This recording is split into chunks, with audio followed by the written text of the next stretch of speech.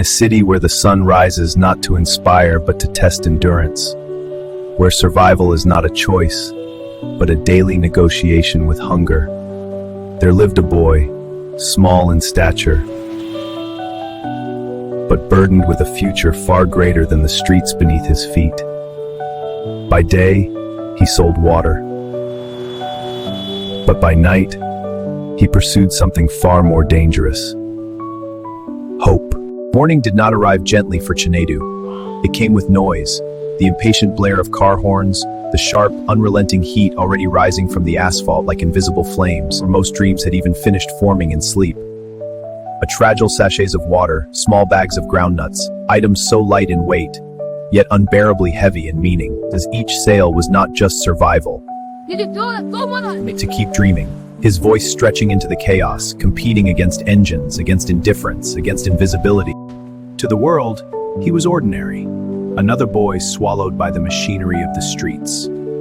But within him lived a quiet defiance. And then, night would fall, not as an escape, but as a transformation. Because when the noise of survival finally loosened its grip, and the city exhaled into silence, Chinedu became someone else. Under the trembling glow of a reluctant streetlight, he unfolded his second life, books, worn at the edges, creased by time, some missing pages as though even knowledge had been rationed to him. Yet to his eyes, they were sacred. Each word a doorway, each sentence a step away from the life chasing him. Mosquitoes circled like tiny predators, the darkness pressed close, heavy and watchful.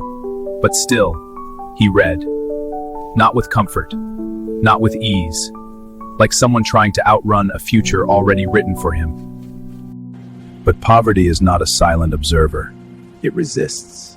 It reminds you cruelly of your place. It came to him as hunger, a deep, hollow ache.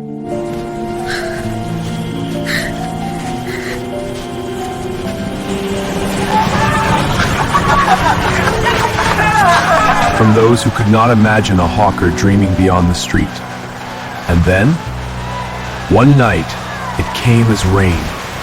Not gentle, the sky opened without warning. Water flooded the streets, rushed through his space, and before he could react, soaked, drowning, disintegrating in his trembling hands. And in that moment, Chinedu did not cry because he was poor. He cried because something sacred was being taken from him.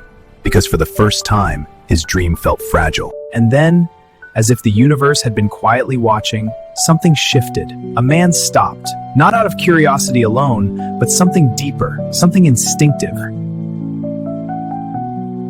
Why are you reading this?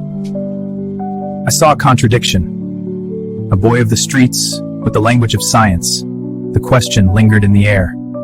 Chinedu hesitated, not because he lacked an answer, but because he had never been asked.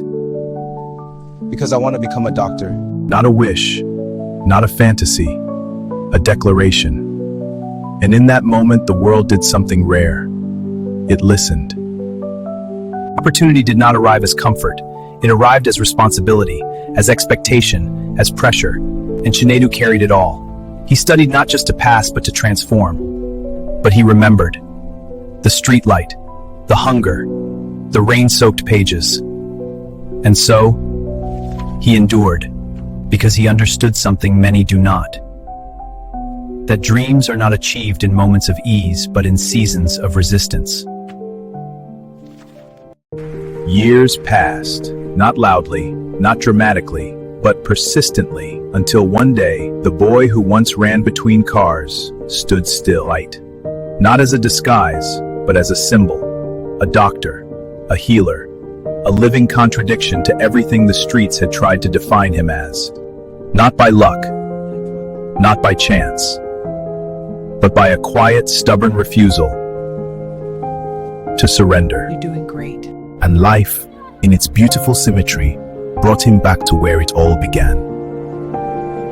Another boy, other voice. Chinedu turned, not with nostalgia alone, but with understanding. How big do you want to become? And he smiled, because neither did he once.